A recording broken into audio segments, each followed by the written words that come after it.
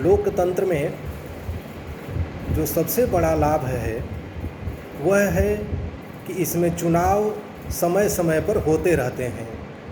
कोई भी ऐसी शासन प्रणाली नहीं है जिसमें नियमित रूप से चुनाव होते हों, लेकिन लोकतंत्र में चुनाव होना जरूरी है, निर्वाचन होना जरूरी है, क्योंकि इसमें छोटे स्तर पर भी जनप्रतिनिधि अवश्य चुने जाते हैं।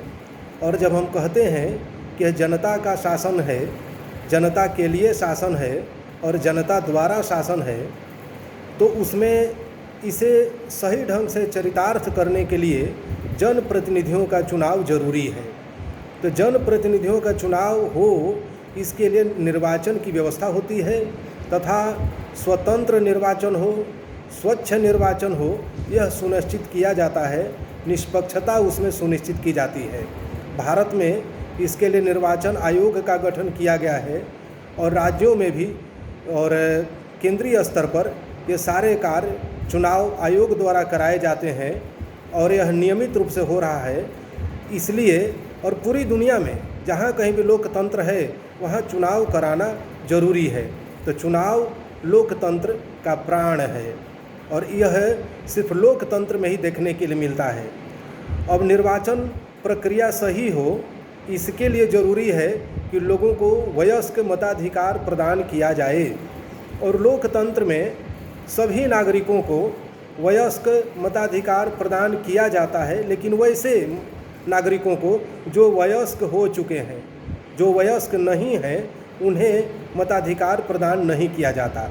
लेकिन जो वयस्क हो चुके हैं, जैसे भारत में वयस्कता की उम्र 18 साल रखी गई है, तो 18 साल जो पूरी कर चुके उन्हें मताधिकार प्रदान किया गया है और इसमें किसी प्रकार का भेदभाव नहीं किया जाता।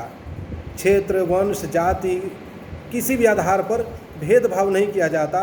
बिना भेदभाव के वयस्क मताधिकार सार्वजनिक तौर पर तैयार दिया जाता है और अपेक्षा की जाती है कि सभी मतदाता जब मतदान का समय आए अपने मताधिकार का प्रयोग अवश्य करेंगे।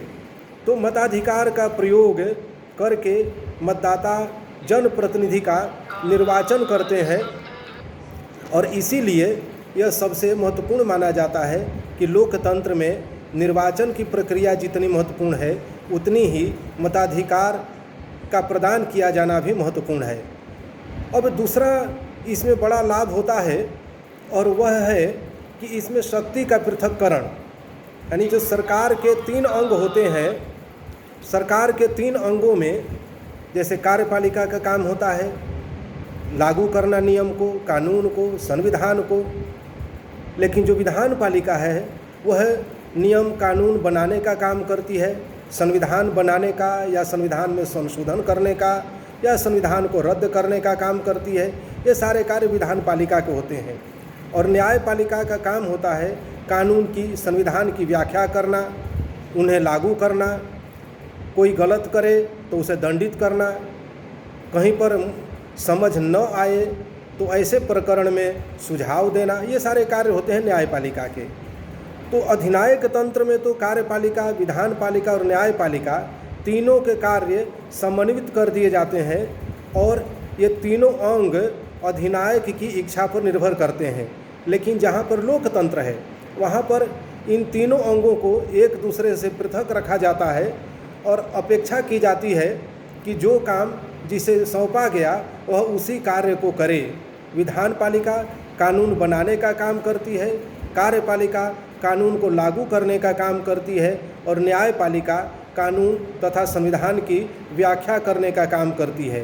तो यह बहुत बड़ी विशेषता लोकतंत्र की हुई कि इसमें शक्तियों को आपस में जोड़ कर नहीं रखा जाता, तंत्र को अधिनायकवादी नहीं बनने दिया जाता, बल्कि सरकार के तीनों अंग एक दूसरे से स्वतंत्र रखे जाते हैं और वे एक दूसरे से अलग रहकर स्वतंत्रता पूर्वक कार्य करते हैं और संवैधानिक व्यवस्था इस प्रकार की गई होती है कि वे एक दूसरे से स्वतंत्र होते हुए भी एक दूसरे के कार्यों में अड़चन पैदा नहीं करें और जनता की इच्छा के अनुरूप, जनप्रतिनिधियों की इच्छा के अनुरूप अपने सारे दायित्वों का निर्वहन करें।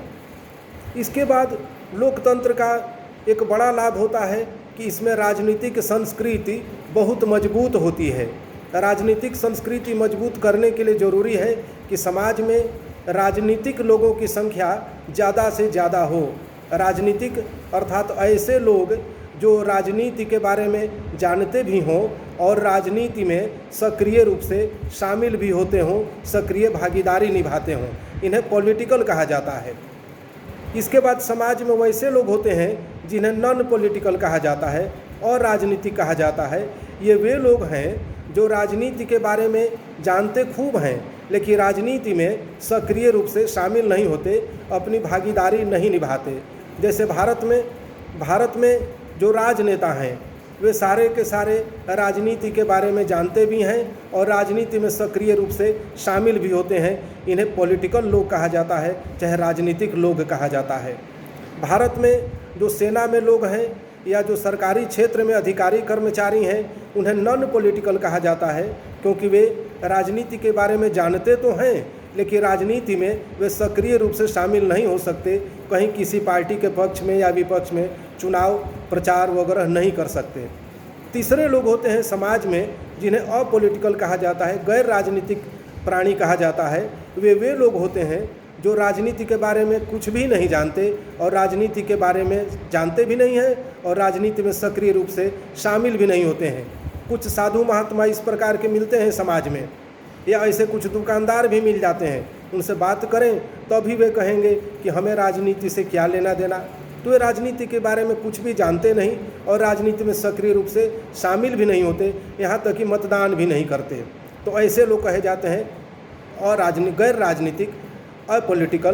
तो जिस समाज में नॉन पॉलिटिकल से ज़्यादा नॉन पॉलिटिकल और अपॉलिटिकल लोग कम हों, अर्थात पॉलिटिकल लोग ज़्यादा हों, वहाँ पर राजनीतिक संस्कृति, पॉलिटिकल कल्चर काफ़ी मजबूत होता है। इसलिए लोकतंत्र में यह संभव है कि ज़्यादा से ज़्यादा लोगों को राजनीतिक शिक्षा दी जाए, राजनीतिक जागरूकता बढ़ाई जाए और राजनीतिक जागरूकता बढ़ाने का काम सफलतापूर्वक लोकतंत्र में ही संभव हो सकता है, किसी अन्य तंत्र में संभव नहीं हो सकता।